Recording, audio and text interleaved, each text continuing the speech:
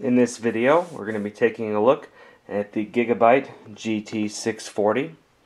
This is the overclocked version, and it is overclocked to 1045 megahertz, and it's 2 gigabytes of DDR3 RAM.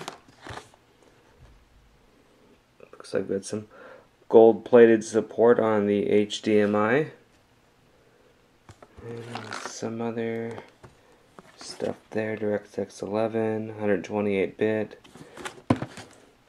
So there's the card.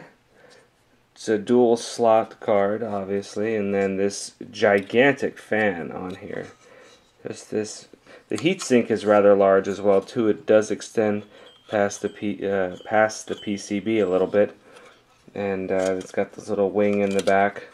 But that fan is quite huge, so I'm really looking forward to see just how well this does. So yeah, anyway, I'm going to do a couple of DirectX 11 benchmarking tests for it, and we'll see how well it does. By the way, I held a 120mm fan up to this, and the 120mm is just a hair bigger, so I'm going to guess that this fan is probably 100 millimeters. Yeah, which is a pretty big size for a graphics card, I think. But I just wanted to throw that in, and now let's get on with the testing.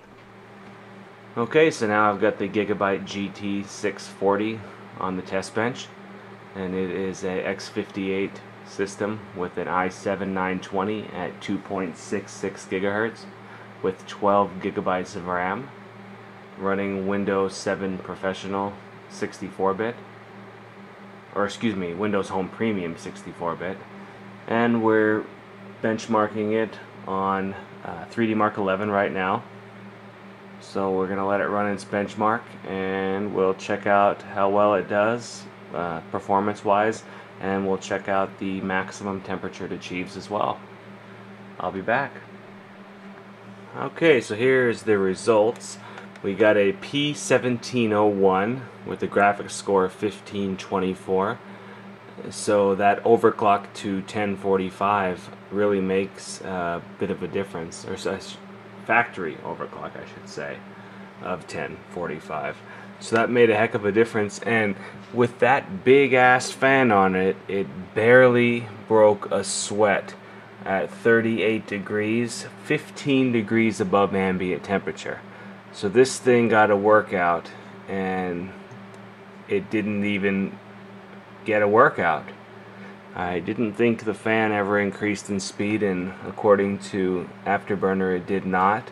So this guy here could probably handle maybe even a bit of overclocking, although I'm not going to do that, but I think it could handle it pretty good, especially with that big fan right there. It's incredible. It did far exceeded my expectations, and it didn't even have to spool up. So now I'm going to give it a little more of a workout, and I'm going to run an X score for 3D Mark 11, and I will get back to you with those results.